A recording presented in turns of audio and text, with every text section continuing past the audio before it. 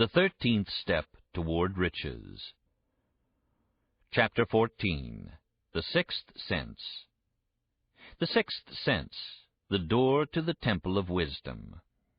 The 13th principle is known as the sixth sense, through which infinite intelligence may and will communicate voluntarily without any effort from or demands by the individual. This principle is the apex of the philosophy. It can be assimilated, understood, and applied only by first mastering the other 12 principles. The sixth sense is that portion of the subconscious mind which has been referred to as the creative imagination. It has also been referred to as the receiving set, through which ideas, plans, and thoughts flash into the mind. The flashes are sometimes called hunches or inspirations. The sixth sense defies description. It cannot be described to a person who has not mastered the other principles of this philosophy, because such a person has no knowledge and no experience with which the sixth sense may be compared. Understanding the sixth sense comes only by meditation through mind development from within. The sixth sense probably is the medium of contact between the finite mind of man and infinite intelligence, and for this reason it is a mixture of both the mental and the spiritual. It is believed to be the point at which the mind of man contacts the universal mind.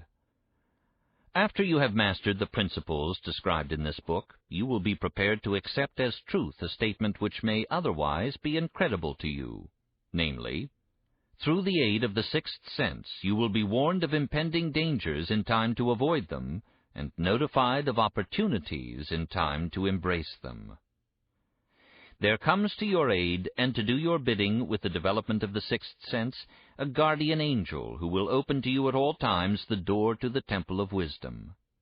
Whether or not this is a statement of truth, you will never know, except by following the instructions described in this audio, or some similar method of procedure. The author is not a believer in, nor an advocate of, miracles, for the reason that he has enough knowledge of nature to understand that nature never deviates from her established laws. Some of her laws are so incomprehensible that they produce what appear to be miracles. The sixth sense comes as near to being a miracle as anything I have ever experienced, and it appears so only because I do not understand the method by which this principle is operated. This much the author does know, that there is a power, or a first cause, or an intelligence, which permeates every atom of matter and embraces every unit of energy perceptible to man, that this infinite intelligence converts acorns into oak trees, causes water to flow downhill in response to the law of gravity, follows night with day and winter with summer, each maintaining its proper place and relationship to the other. This intelligence may, through the principles of this philosophy, be induced to aid in transmuting desires into concrete or material form. The author has this knowledge because he has experimented with it and has experienced it. Step by step, through the preceding chapters, you have been led to this, the last principle. If you have mastered each of the preceding principles, you are now prepared to accept, without being skeptical, the stupendous claims made here. If you have not mastered the other principles, you must do so before you may determine definitely whether or not the claims made in this chapter are fact or fiction. While I was passing through the age of hero worship, I found myself trying to imitate those whom I most admired. Moreover, I discovered that the element of faith, with which I endeavored to imitate my idols, gave me great capacity to do so quite successfully. I have never entirely divested myself of this habit of hero worship, although I have passed the age commonly given over to such. My experience has taught me that the next best thing to being truly great is to emulate the great, by feeling and action, as nearly as possible. Long before I had ever written a line for publication or endeavored to deliver a speech in public, I followed the habit of reshaping my own character by trying to imitate the 9 men whose lives and life works had been most impressive to me.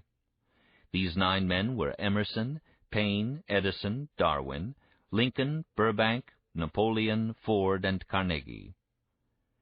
Every night over a long period of years I held an imaginary council meeting with this group, whom I called my invisible counselors. The procedure was this. Just before going to sleep at night, I would shut my eyes and see, in my imagination, this group of men seated with me around my council table. Here I had not only an opportunity to sit among those whom I considered to be great, but I actually dominated the group by serving as the chairman. I had a very definite purpose in indulging my imagination through these nightly meetings. My purpose was to rebuild my own character so it would represent a composite of the characters of my imaginary counselors. Realizing, as I did early in life, that I had to overcome the handicap of birth in an environment of ignorance and superstition, I deliberately assigned myself the task of voluntary rebirth through the method here described. Building character through autosuggestion. Being an earnest student of psychology, I knew, of course, that all men have become what they are because of their dominating thoughts and desires. I knew that every deeply seated desire has the effect of causing one to seek outward expression through which that desire may be transmuted into reality. I knew that self-suggestion is a powerful factor in building character, that it is in fact the sole principle through which character is built. With this knowledge of the principles of mind operation, I was fairly well armed with the equipment needed in rebuilding my character. In these imaginary council meetings, I called on my cabinet members for the knowledge I wished each to contribute, addressing myself to each member in audible words, as follows. Mr. Emerson, I desire to acquire from you the marvelous understanding of nature which has distinguished your life. I ask that you make an impress upon my subconscious mind of whatever qualities you possessed, which enabled you to understand and adapt yourself to the laws of nature. I ask that you assist me in reaching and drawing upon whatever sources of knowledge are available to this end. Mr. Burbank, I request that you pass on to me the knowledge which enabled you to so harmonize the laws of nature that you caused the cactus to shed its thorns and become an edible food. Give me access to the knowledge which enabled you to make 2 blades of grass grow where but 1 grew before, and helped you to blend the coloring of the flowers with more splendor and harmony, for you alone have successfully gilded the lily. Napoleon, I desire to acquire from you, by emulation, the marvelous ability you possessed to inspire men and to arouse them to greater and more determined spirit of action. Also to acquire the spirit of enduring faith, which enabled you to turn defeat into victory and to surmount staggering obstacles. Emperor of fate, king of chance, man of destiny, I salute you. Mr. Payne, I desire to acquire from you the freedom of thought and the courage and clarity with which to express convictions which so distinguished you. Mr. Darwin, I wish to acquire from you the marvelous patience and ability to study cause and effect without bias or prejudice, so exemplified by you in the field of natural science. Mr. Lincoln, I desire to build into my own character the keen sense of justice, the untiring spirit of patience, the sense of humor, the human understanding, and the tolerance which were your distinguishing characteristics. Mr. Carnegie, I am already indebted to you for my choice of a life work which has brought me great happiness and peace of mind. I wish to acquire a thorough understanding of the principles of organized effort, which you used so effectively in the building of a great industrial enterprise. Mr. Ford, you have been among the most helpful of the men who have supplied much of the material essential to my work. I wish to acquire your spirit of persistence, the determination, poise, and self-confidence which have enabled you to master poverty, organize, unify, and simplify human effort, so I may help others to follow in your footsteps. Mr. Edison, I have seated you nearest to me at my right because of the personal cooperation you have given me during my research into the causes of success and failure. I wish to acquire from you the marvelous spirit of faith with which you have uncovered so many of nature's secrets, the spirit of unremitting toil with which you have so often wrested victory from defeat. My method of addressing the members of the imaginary cabinet would vary according to the traits of character in which I was, for the moment, most interested in acquiring. I studied the records of their lives with painstaking care. After some months of this nightly procedure, I was astounded by the discovery that these imaginary figures became, apparently, real. Each of these 9 men developed individual characteristics, which surprised me. For example, Lincoln developed the habit of always being late, then walking around in solemn parade. When he came, he walked very slowly, with his hands clasped behind him, and once in a while he would stop as he passed and rest his hand momentarily upon my shoulder. He always wore an expression of seriousness upon his face. Rarely did I see him smile. The cares of a sundered nation made him grave. That was not true of the others. Burbank and Payne often indulged in witty repartee, which seemed at times to shock the other members of the cabinet. One night Payne suggested that I prepare a lecture on the Age of Reason, and deliver it from the pulpit of a church which I formerly attended. Many around the table laughed heartily at the suggestion. Not Napoleon. He drew his mouth down at the corners and groaned so loudly that all turned and looked at him with amazement. To him the church was but a pawn of the state, not to be reformed, but to be used as a convenient inciter to mass activity by the people. On one occasion Burbank was late. When he came, he was excited with enthusiasm and explained that he had been late because of an experiment he was making, through which he hoped to be able to grow apples on any sort of tree. Payne chided him by reminding him that it was an apple which started all the trouble between man and woman. Darwin chuckled heartily as he suggested that Payne should watch out for little serpents when he went into the forest to gather apples, as they had the habit of growing into big snakes. Emerson observed, "No serpents, no apples," and Napoleon remarked, "No apples, no state." Lincoln developed the habit of always being the last one to leave the table after each meeting. On one occasion, he leaned across the end of the table, his arms folded, and remained in that position for many minutes. I made no attempt to disturb him.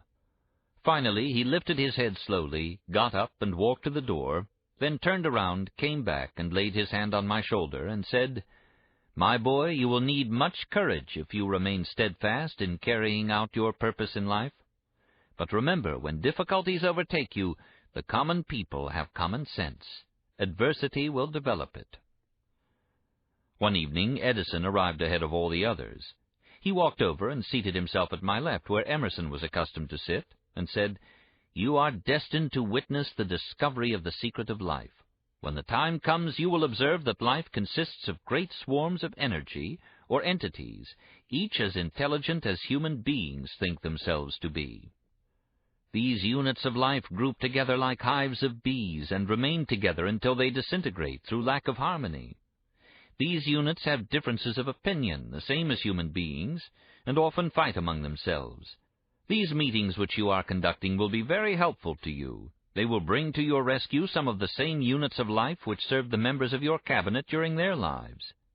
These units are eternal. They never die. Your own thoughts and desires serve as the magnet which attracts units of life from the great ocean of life out there. Only the friendly units are attracted, the ones which harmonize with the nature of your desires." The other members of the cabinet began to enter the room. Edison got up and slowly walked around to his own seat. Edison was still living when this happened.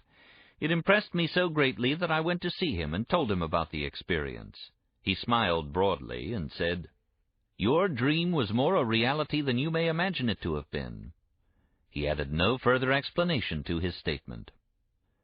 These meetings became so realistic that I became fearful of their consequences and discontinued them for several months. The experiences were so uncanny, I was afraid if I continued them, I would lose sight of the fact that the meetings were purely experiences of my imagination. Some 6 months after I had discontinued the practice, I was awakened one night, or thought I was, when I saw Lincoln standing at my bedside.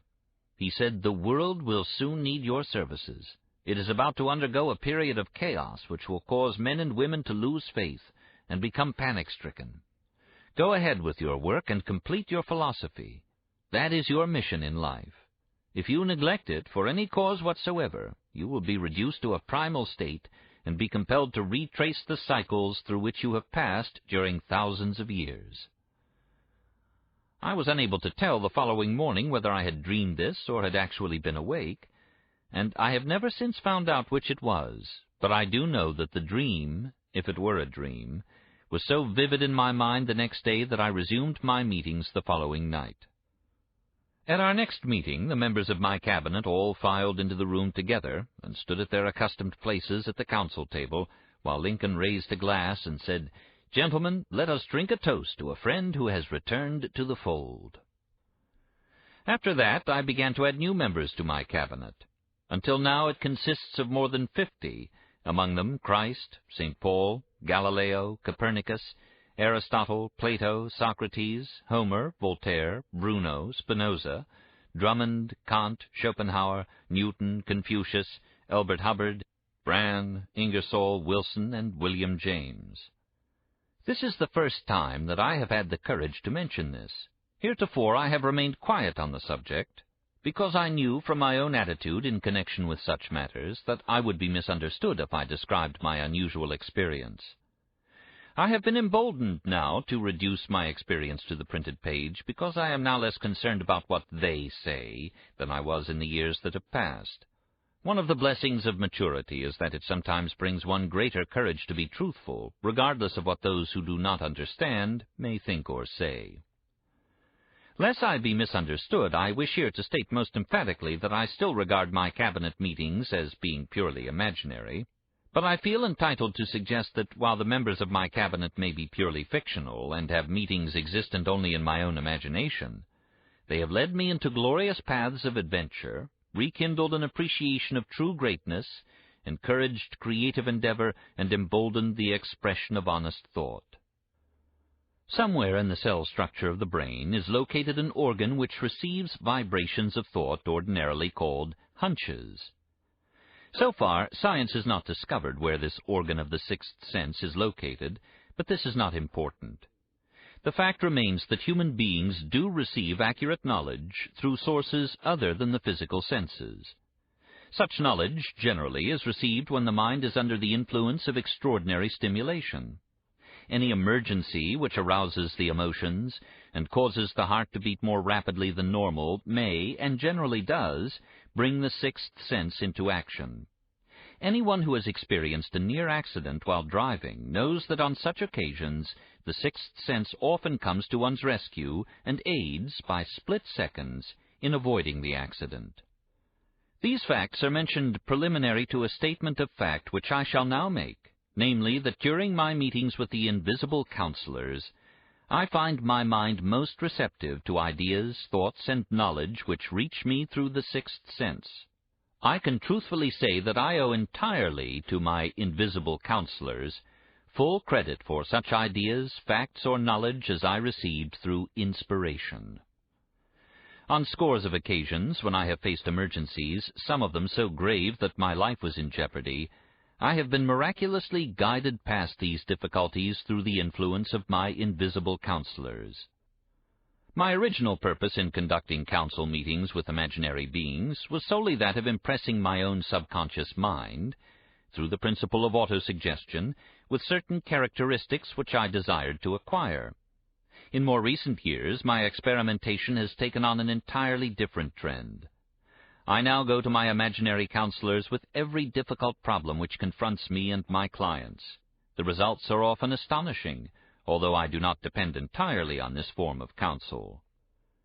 You, of course, have recognized that this chapter covers a subject with which a majority of people are not familiar. The sixth sense is a subject that will be of great interest and benefit to the person whose aim is to accumulate vast wealth, but it need not claim the attention of those whose desires are more modest. Henry Ford undoubtedly understands and makes practical use of the sixth sense. His vast business and financial operations make it necessary for him to understand and use this principle.